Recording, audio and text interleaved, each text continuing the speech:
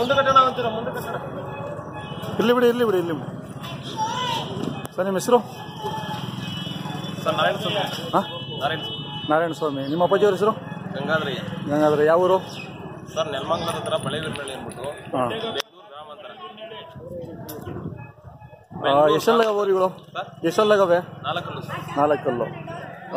ನೀವು ನಮಗೆ ಪರಿಚಯನೇ ಬಡವನಹಳ್ಳಿ 2 ಜೊತೆ ಮಾಡಿದ್ದೆ, ಮನೆ ಹತ್ರನೂ ಬಂದು ಮಾಡಿದ್ದೆ ಒಂದು ಜೊತೆ. ಹೌದು ಸರ್, ತುಂಬ ಥ್ಯಾಂಕ್ಸ್. ಇವು ಎಷ್ಟೆಲ್ಲ ಬಂದ್ರೆ? 4 ಕಲ್ಲು ಸರ್. 4 ಕಲ್ಲು.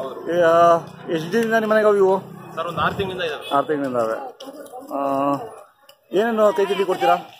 ಸರ್ ಗೋಧಿ ಕೊಡ್ತೀವಿ, ಜೋಳ ಕೊಡ್ತೀವಿ, ಬೂಸ ಕೊಡ್ತೀವಿ, ಹಾಲು ಕೊಡ್ತೀವಿ, ಬೆಣ್ಣೆ ಕೊಡ್ತೀವಿ, ಎಲ್ಲ ಇನ್ನೂ ಒಂದು 4-5 ಥರದ್ದು ಕೊಡ್ತೀವಿ. ಹೌದಾ? ಈ ಜಾತ್ರೆಗೆ ಚೆನ್ನಾಗಿ ಶೋಕಿಗೆ ಚೆನ್ನಾಗಿ ನೋಡ್ಕೊಂತೀರಾ, ಚೆನ್ನಾಗಿ ಆರೈಕೆ ಮಾಡ್ತೀರಾ?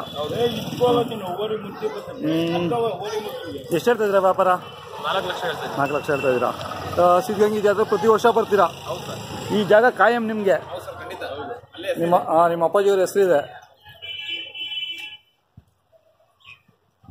ಯಾರು ಮಾತಾಡೋಕ್ಕಿಲ್ಲ. ಬಿಡಪ್ಪ, ಸುಮ್ಮನಿರಪ್ಪ.